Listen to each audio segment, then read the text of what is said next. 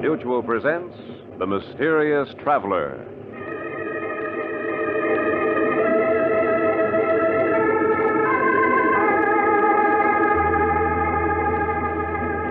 This is The Mysterious Traveler, inviting you to join me on another journey into the realm of the strange and the terrifying. I hope you will enjoy the trip, that it will thrill you a little and chill you a little. So settle back, get a good grip on your nerves, and be comfortable, if you can.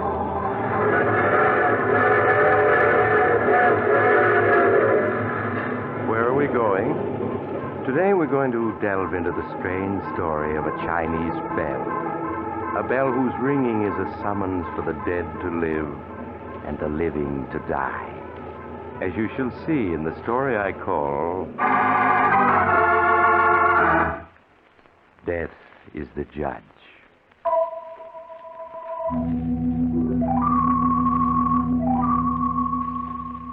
Our story begins in a small curio shop in New York's Chinatown.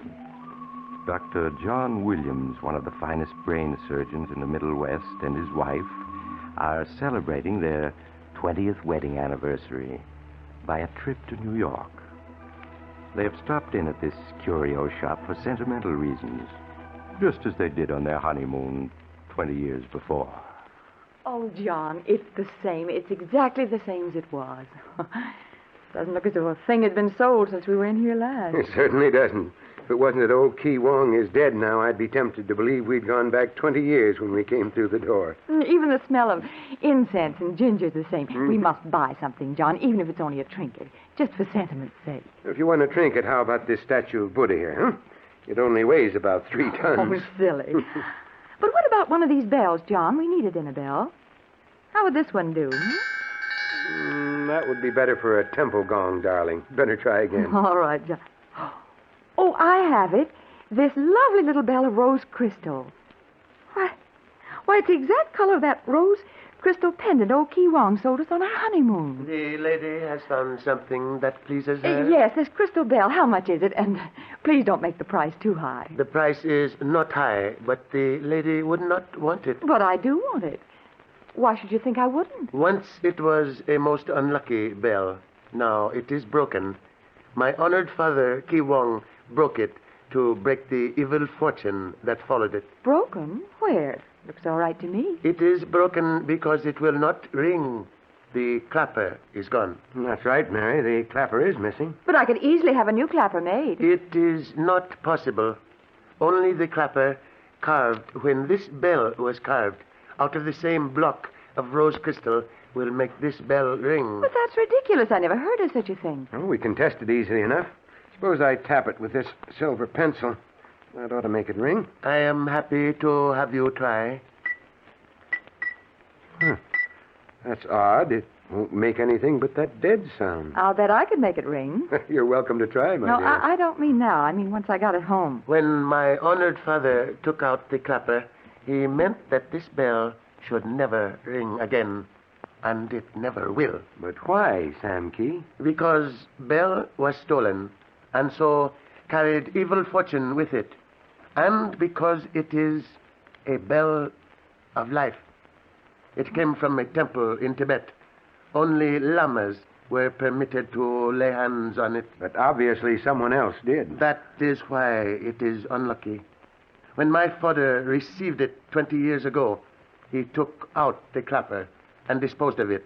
I do not know where or to whom. But why? Just what was he afraid of? He dare not risk having this bell ring, for it belonged to the High Lama of a tribe that believed the ringing of this bell will bring the dead back to life. You mean this bell? Yes. You look skeptical, but it is true. When someone died whose life was too precious to spare, this sacred bell was rung beside his body, and death let go his hold. the dead return to life. You mean you really believe that? It is true, but I have not told the whole story. This carving here upon the bell, it is Tibetan. It says, "Who rings this bell cheats death, but death will not be cheated." A little cryptic, I'd say. It means that when the bell is used to rescue someone from death, another whose span of life is not yet over is taken by death instead. You mean that the Grim Reaper keeps his quota filled, even if he has to take somebody who's not on his list? It is so, Doctor. John, you're talking as if you believe the whole thing. It's just nonsense, of course. But what a lovely topic for conversation it'll make. I just simply won't leave without this bell now. But if it won't ring, what good is it? I'll make it ring. Leave that to me. If the lady wishes the bell, the price is $5. Well, the lady wants it, so she'd better have it, I guess.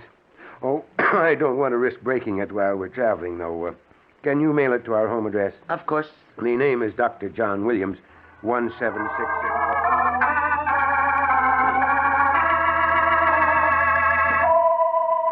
And so, a week later, shortly after Dr. Williams and his wife had returned home, a small package reached them.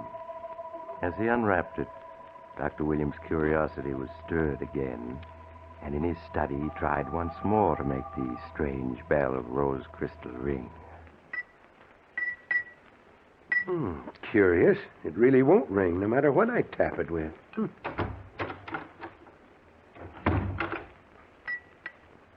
Hello, John. Oh, hello, Mary. You're home from the hospital early, dear. Yes, I felt a little tired today. But look what just came in the mail. Oh, why, it's my crystal bell. Oh, John, it's lovely. It's even more beautiful than I remembered it. Yes, but I'm afraid Sam Key was telling the truth when he said only the original clapper will make it ring. I've tried everything I can think of. The trouble with men, darling, is that they're not logical. What do you mean? Well, if the ball is of rose crystal, a rose crystal clapper should make it ring, shouldn't it? The logic is perfect, but how can we test it? By using my rose crystal pendant, of course. I'm wearing it this afternoon so we can try it out right away. Here, see? Now what? You hold the bell, and I'll tap it with the pendant. All right, tap away, but I bet it doesn't ring. You'll see. Now listen. There. What'd I tell you? It did ring. Of course it did. I was sure it would, even if Sam Key's story was true. John, don't you see? Don't I see what? Well, my crystal pendant is the bell's missing clapper. The missing clap? Mm-hmm. Good heavens, I almost believe you're right. Well, I am right. As soon as Sam Key told us how his father took the clapper out of the bell and sold it 20 years ago, well, I was positive he'd made it into the pendant that he sold us 20 years ago. It should be impossible, but it certainly looks as if it must be true. After all these years, the bell and the clapper have come back together again. You know, I knew there was something queer about that bell the minute I saw it. Queerest feeling came over me that I just must have it. I'm not sure that I like that thought, Mary. Oh, silly.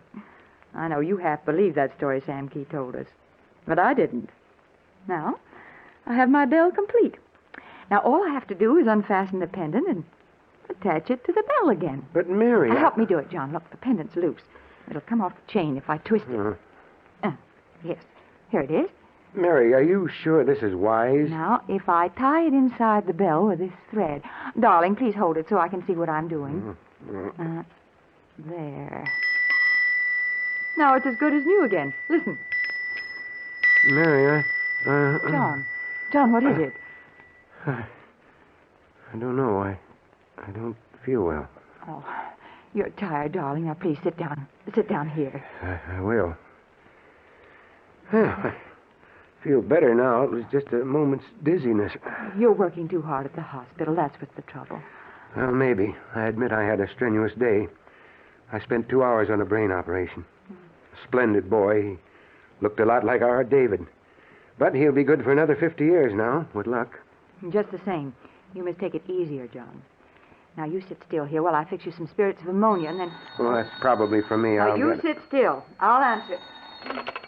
Hello? Yes, Dr. Williams is here. Who's calling, please? The hospital? Oh. Yes, I'll tell him. Goodbye. Mary, what's happened at the hospital? It's an emergency case, John. Another brain operation. And, oh, darling, you are so tired. Can't be helped. I'm the only brain surgeon in town these days. Help me get into my coat, will you?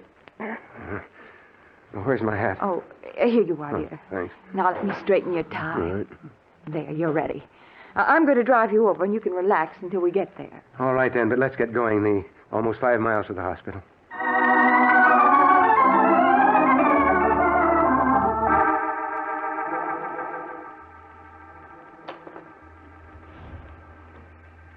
Nurse, another sponge, please. Here, Doctor. Dr. Williams, the pulse is very faint. The breathing has become dangerously weak. I'll have to try adrenaline. The hypodermic, nurse. Yes, Doctor. I'll get it ready. The patient has stopped breathing, Doctor. And there's no pulse. Quick with that adrenaline. We've got to get the pulse started again.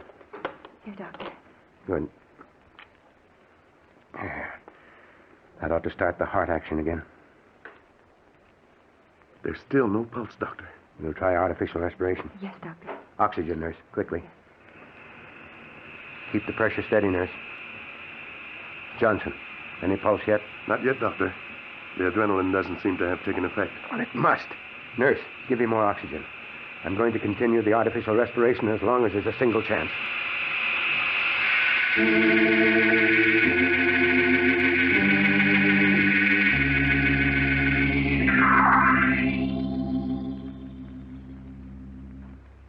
I'm afraid it's no use, Doctor.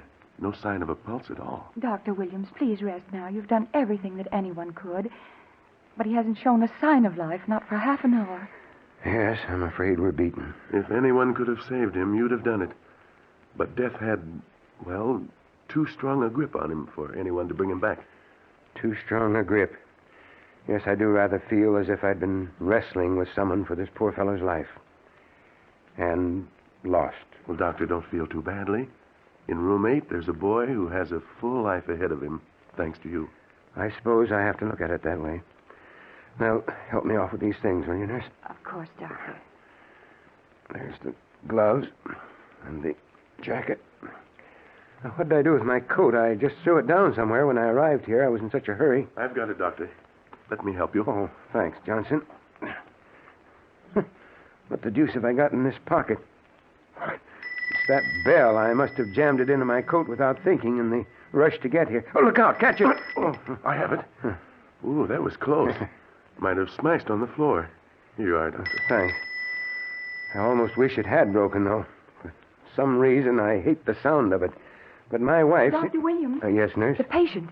The color's coming back in his face, and I can feel a pulse now. What?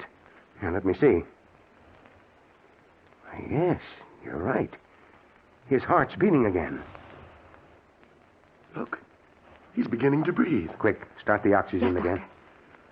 I'm going to give him an injection of plasma. Make the preparation, please, Johnson. Yes, Dr. Williams. How is the pulse now, nurse? It's getting stronger, Doctor. His respiration is gaining, too. Yes, Doctor. What? I've never seen anything like it. It's almost a miracle. Now, where's that plasma? Here, Doctor. I have everything ready. Good. Nurse, disinfect the arm, please. Right away, Dr. Williams. Oh, here comes Dr. Bronson. How's it going, Williams? Been having trouble? Oh, hello, Bronson. Yes, a little trouble, but I think we're in the clear now. For a while, I thought the patient was gone, but now he's going to pull through, I'm sure of it. Good. Doctor, I'm afraid I have bad news for you about your other patient, though. What do you mean? The boy in room 8. The one you operated on this afternoon. Yeah? He died suddenly just a couple of minutes ago. Just went like that for no reason at all.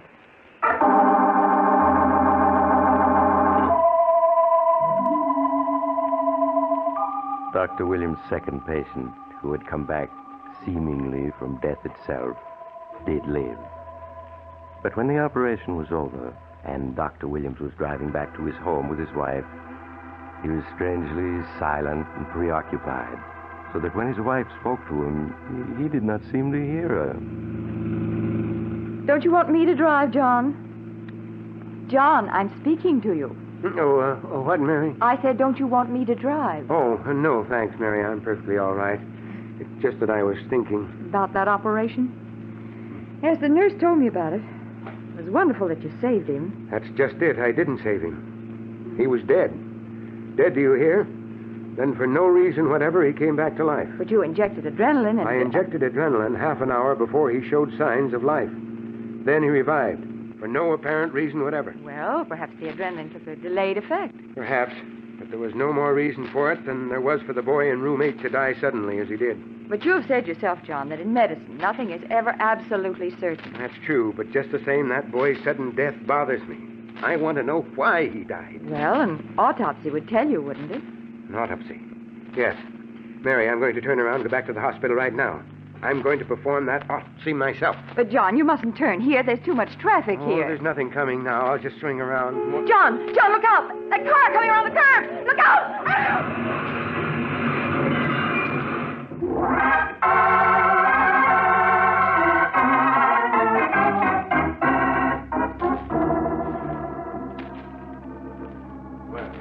Now stand back, all of you. Come on, get back. Now, lady, drink this. It'll make you feel better. Thank you, officer. You were in an accident and knocked out for a couple of minutes. But you're coming around all right. Just drink this and lie quiet. An accident?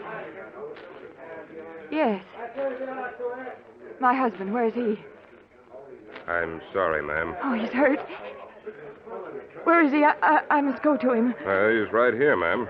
When I come along on my motorcycle after it happened, I pulled you both out. But he wasn't breathing. John. John, speak to me. It's no use, ma'am. I'm afraid he's gone. John. John. Come on, get back, all of you. Get back, I say. Now, ma'am, the ambulance will be here in a minute. If there's anything to be done, they'll do it. There's nothing. I've been a doctor's wife long enough not to know death when I see it. Just let me sit here. Where I can see him. I know how you feel, ma'am, and I hate to bother you. But if you could just tell me how it happened for my report. You see, the other driver says... It wasn't my fault. I couldn't help it. He pulled right out in front of me. Didn't even signal. Now, take it easy, mister. Or you'll make that bump on your head worse. Officer, where's my bag? There's some smelling salts in it. I feel faint. Well, here's your bag. I took care of it. Thank you. I'll feel better in a minute. And here's something that was in the bag, ma'am. Fell out, and I put it in my pocket. It's a bell. I'll put it in your bag if you like. Mary. Thank you so much. Oh, Mary. Where are you? John. John. Was that a bell ringing? Seemed so loud and clear. Like an alarm waking me up. What's happened, Mary? There was an accident, John. But you're all right. You're all right. An accident? Are you hurt? No, John, no.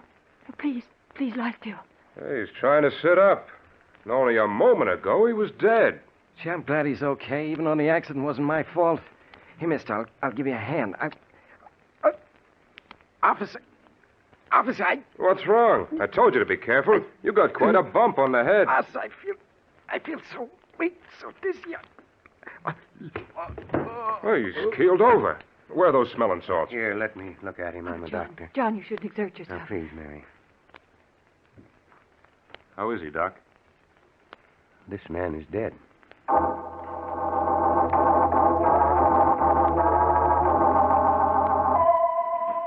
Though Dr. Wilson protested that his injuries were not serious, he returned to the hospital where Dr. Bronson treated him, finding nothing wrong save a slight concussion. His wife took him home in a taxicab, promising to see that he stayed in bed for a day or two. That night, however, neither Dr. Williams nor his wife could sleep, though they remained awake for different reasons. 10, 11, 12. Mary, is that you? I was counting the strokes. It's midnight. You should be asleep. Can't go to sleep. Not until David gets home. David? Where is he? The movie? No, he came to me this afternoon and said there was a party at his fraternity tonight. He asked me if he could borrow the old car for the evening, and I let him have it. But he's not back yet, John. I can't help worrying. Especially after what happened to us. Well, I'll give him a talking to in the morning. A boy of 17 isn't old enough to be out until all hours. You ought to be asleep yourself, John. How's your head? It's all right, just throbs a little. All I had was a slight concussion. John, Are you sure? Of course I am. Didn't you hear Bronson say so? What are you getting at? The bell. The crystal bell. Well, what about the bell? Your first words were about hearing it ring like an alarm wakening you.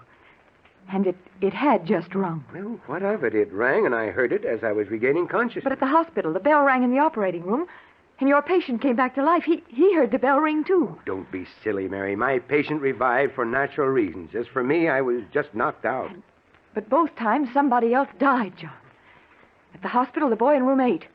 And after you returned, the driver in the other car died. Pure coincidence. The boy probably had a blood clot on his heart. The driver had a fractured skull. It's a common occurrence for men with fractured skulls to keel over without even realizing they're hurt. But Sam Key told us that when the bell rang, the dead would return to life. And someone living would die. Stuff and nonsense, Mary. You've been a doctor's wife long enough to know that such thing isn't possible. But, John, No buts about it. It's impossible, do you hear? Yes, John. Of course it's impossible. Oh, I do wish David would get home. I feel so uneasy about him. He'll be home any minute now. He knows that he's supposed Oh, to... it's the telephone. Well, I'll answer. No, let me. No, stay in bed. I'll answer.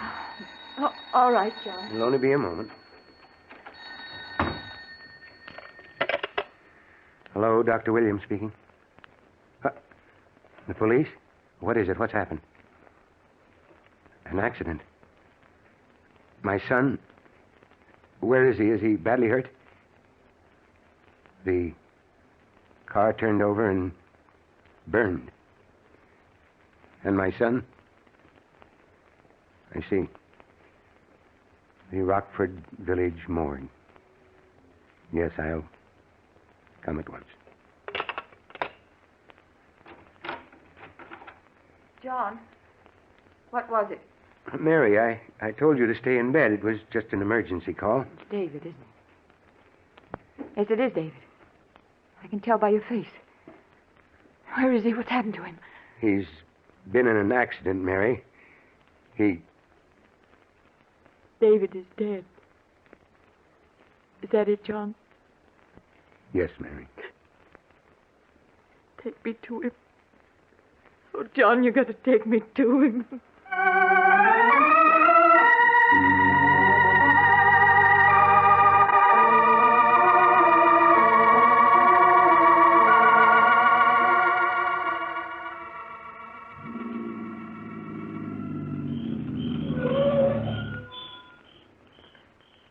This is the place, mister.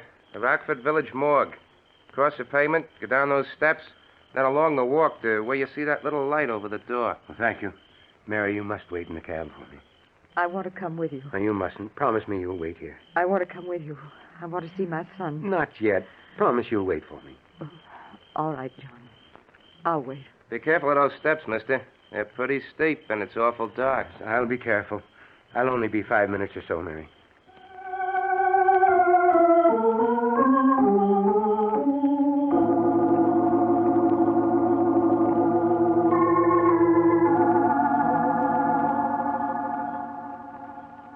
Here comes your husband back now, ma'am. John. Oh, John. Was it David? Please get back in the cab, Mary. No, John, I must know. Was it David? Yes, Mary, it was David.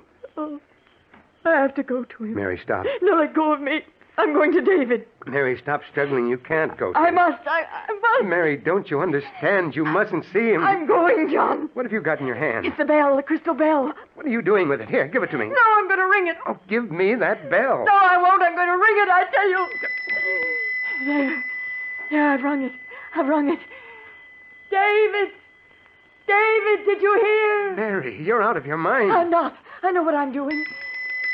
David! Can you hear me? Now, give me that bell. There.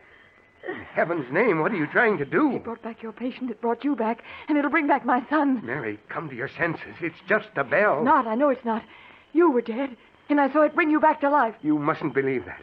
And even if the bell were more than a bell, don't you understand? The car turned over and burned. I had to identify David by his fraternity ring and the driver's license in his wallet. I don't care. He's my son. David! David! Mary, get into the cab. I won't. Not until I have my son back. David! Mary, won't you please? John, listen. It's David. David. John, let go of me. It's David. He can't find us. I've got to go to him. Mary, don't you understand? He was burned horribly. Mary. Let go of me. He's my son, and I'm going to him. David! David! Mary, come back. Mary, don't go down those steps to the morgue. David! David! Mary, come back. Come back. Hey, mister, watch yourself. Look out for them steps. Mary. Mary. Mister, look out! Mister, are you hurt?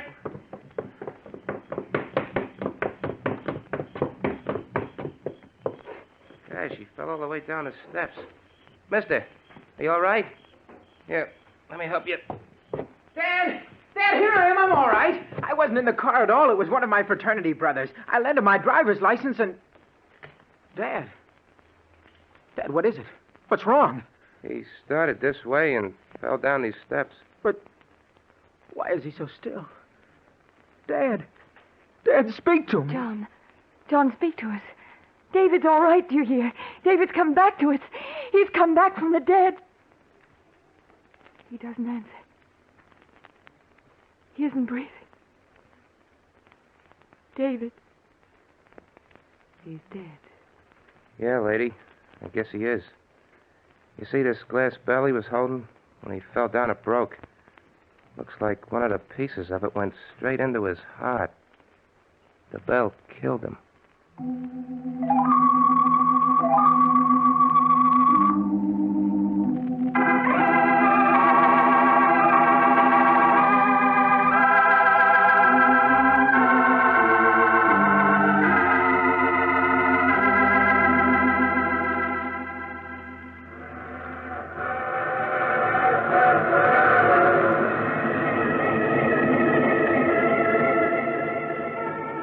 This is the mysterious traveler again. Yes, Dr. Williams was dead, but his son is alive and well, even today. Although it wasn't because the bell rang. Of course not. Anyhow, the bell is broken, so there's no way of proving whether or not it had strange powers of life and death, or whether it was just a coincidence that each time it rang, one of the dead lived and the living died. But if I were you, I'd certainly play safe. If you hear a bell ringing tonight, don't answer it. It might be ringing. Oh, you have to get off here. I'm sorry. But I'm sure we'll meet again. I take this same train each week at this time.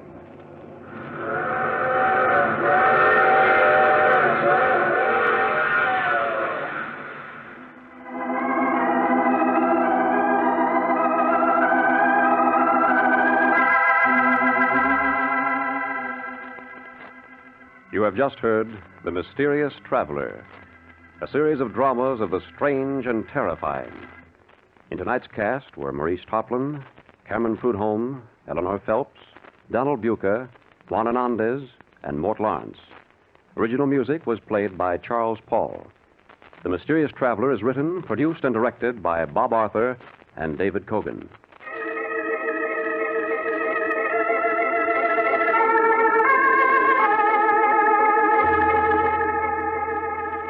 Listen next week to a tale titled Meet me at the morgue. Another Strange and Shivery Tale of the Mysterious Traveler.